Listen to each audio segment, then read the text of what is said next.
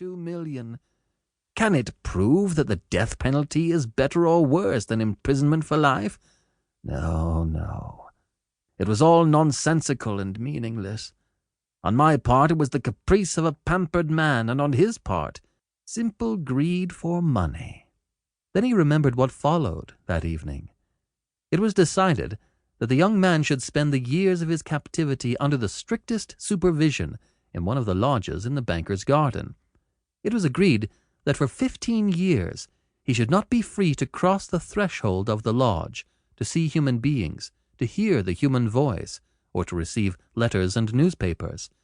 He was allowed to have a musical instrument and books, and was allowed to write letters, to drink wine, and to smoke.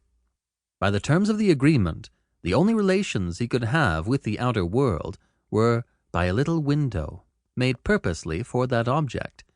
He might have anything he wanted, books, music, wine, and so on, in any quantity he desired by writing an order, but could only receive them through the window.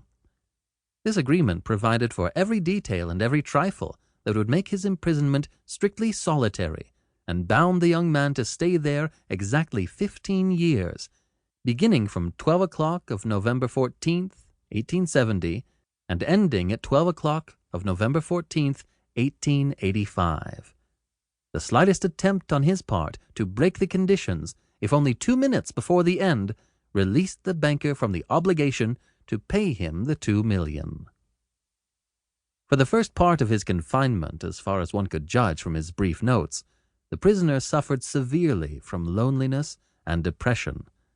His sounds of the piano could be heard continually day and night from his lodge. He refused wine and tobacco. Wine, he wrote, excites the desires, and desires are the worst foes of the prisoner. And besides, nothing could be more dreary than drinking good wine and seeing no one. And tobacco spoilt the air of his room. In the first year, the books he sent for were principally of a light character, novels with a complicated love plot, sensational and fantastic stories, and so on. In the second year, the piano was silent in the lodge, and the prisoner asked only for the classics.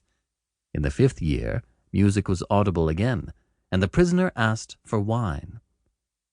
Those who watched him through the window said that all that year he spent doing nothing but eating and drinking and lying on his bed, frequently yawning and angrily talking to himself. He did not read books.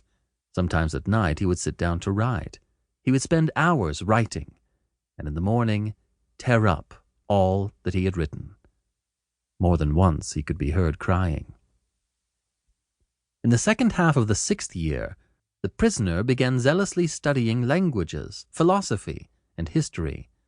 He threw himself eagerly into these studies, so much so that the banker had enough to do to get him the books he ordered.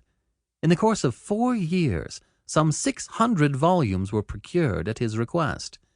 It was during this period that the banker received the following letter from his prisoner. My dear jailer, I write you these lines in 6 languages. Show them to people who know the languages. Let them read them. If they find not one mistake, I implore you to fire a shot in the garden. That shot will show me that my efforts have not been thrown away. The geniuses of all ages and of all lands speak different languages, but the same flame burns in them all. Oh, if you only knew what unearthly happiness my soul feels now from being able to understand them. The prisoner's desire was fulfilled. The banker ordered 2 shots to be fired in the garden. Then, after the 10th year, the prisoner sat immovably at the table and read nothing but the gospel. It seemed strange to the banker that a man who in 4 years had mastered 600 learned volumes should waste nearly a year over one thin book, easy of comprehension. Theology and histories of religion followed the Gospels. In the last 2 years of his confinement, the prisoner read an immense quantity of books quite indiscriminately. At one time he was busy with the natural sciences. Then he would ask for Byron or Shakespeare. There were notes in which he demanded at the same time books on chemistry, and a manual of medicine, and a novel, and some treatise on philosophy or theology.